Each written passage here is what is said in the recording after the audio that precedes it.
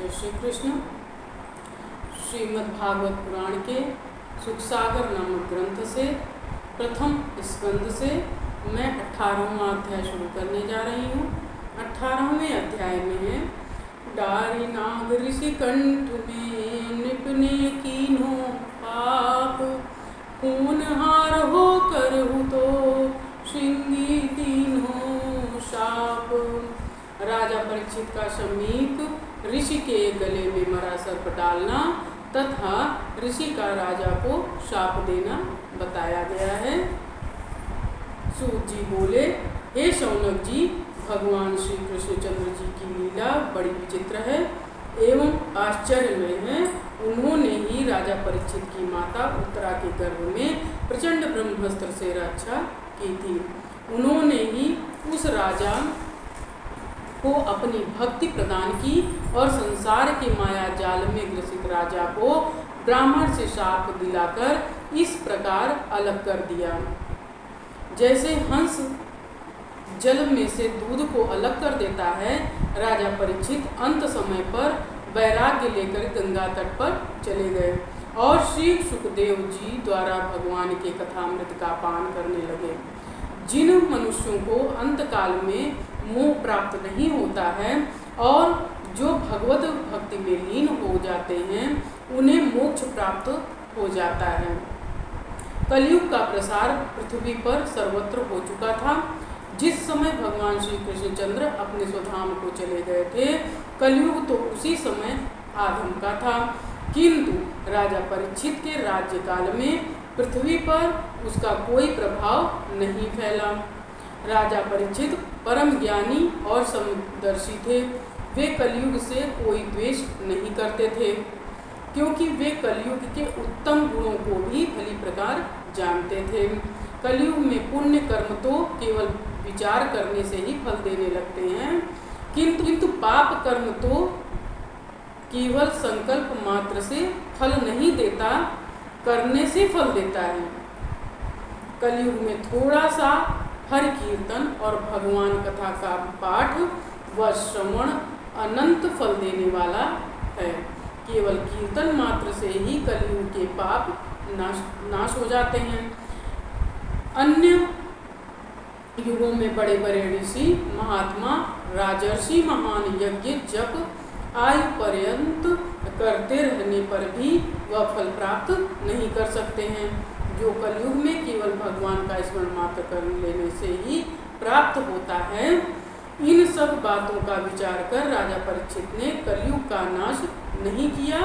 उन्होंने सोचा कि सावधान पुरुषों का यह कुछ भी अनिष्ट नहीं कर सकता है, केवल अज्ञानियों को ही कर्म बंधन में बांधकर नष्ट कर सकता है। ऋषिगण बोले, हे सूत जी, आप दीर्घायु हो, केवल अज्ञानी को ही कर्म बंधन में बांधकर नष्ट कर सकता है। ऋषिगण बोले, हे सूत जी, आप दीर्घायु हो, आप हमें भगवान की लीलाओं का रसपान कराते हो।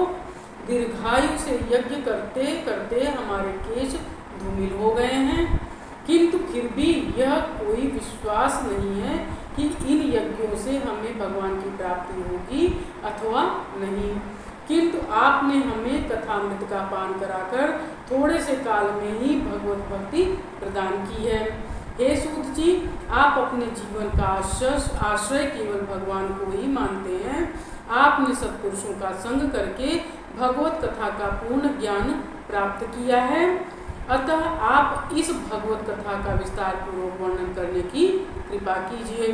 राजा परीक्षित ने श्री सुखदेव जी से जिस विशुद्ध भगवत भक्ति को प्राप्त किया था, उसको हमें सुनाइए। सूत जी बोले, मैं नीच कुल में उत्पन्न होते हुए भी महान सौभाग्यशाली हूँ, जिससे मुझे महात्माओं के चरणों की सेवा तथा उनसे वार्तालाप करने का अवसर प्राप्त होता है। हरि भक्तों के एक क्षण मात्र के संग से ही मनुष्य तर जाता है।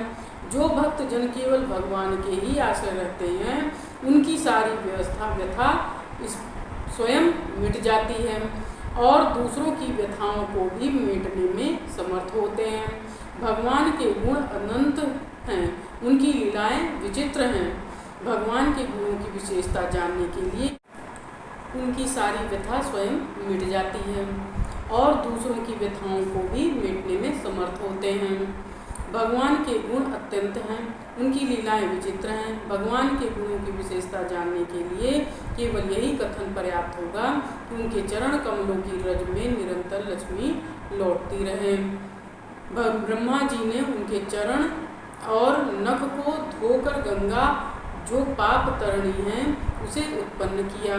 वही जल भगवान शंकर जी के मस्तक से निकलकर संपूर्ण संसार को पवित्र कराता है। भगवान की भक्त वत्सलता समझने के लिए इतना ही पर्याप्त है। वैसे तो उनकी लीलाएं इतनी अनंत हैं कि जिस प्रकार आकाश अनंत है, आकाश में एक पक्षी जितनी उड़ान भर सकता है, उतनी ही अपनी बुद्धि के अनुसार में उनकी लीलाओं का वर्णन कर सकता हूँ। उसे आप श्रवण करें। एक समय महाराजा परीक्षित आखेट के निमित्त वन में गए। वहाँ पर वन्य पशुओं के पीछे दौड़ते दौड़ते वे श्रम में थक गए।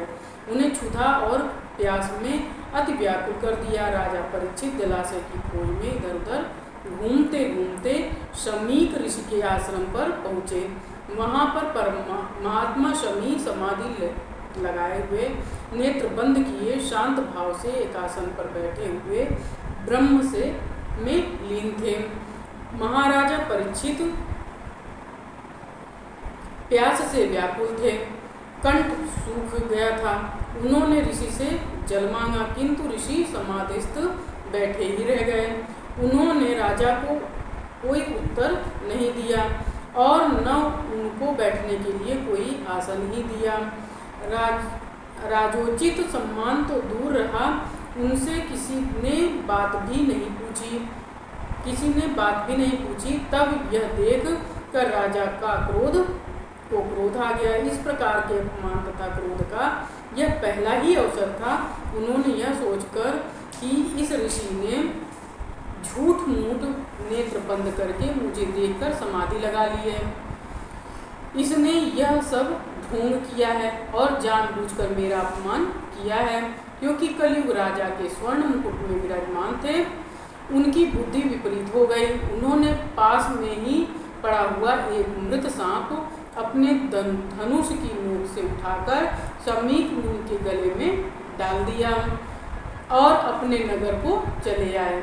जब कुछ बालकों ने जाकर शमीक ऋषि के पुत्र श्रृंगी ऋषि को यह समाचार सुनाया कि किसी दुष्ट ने तुम्हारे पिता के कंठ में मृत सांप डाल दिया है, तब बालक श्रृंगी ऋषि को बड़ा क्रोध आया और उन्होंने अपने साथी सब बालकों से यह कहा कि मैं उस दुष्ट राजा को अभी ऐसा दंड देता हूँ कि भविष्य में फिर कोई ब्राह्मणों का इस प्रकार अपमान न करेगा।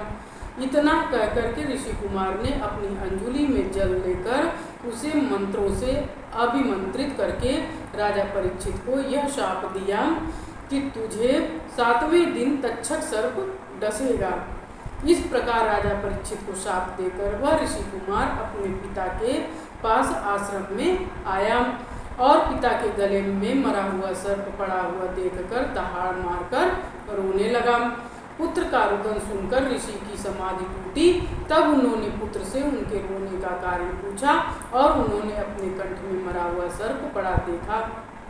बालक श्रृंगी ऋषि ने अपने पिता को सारा वृत्तांत सुनाया और राजा परीक्षित को शाप देने वाली बात कही।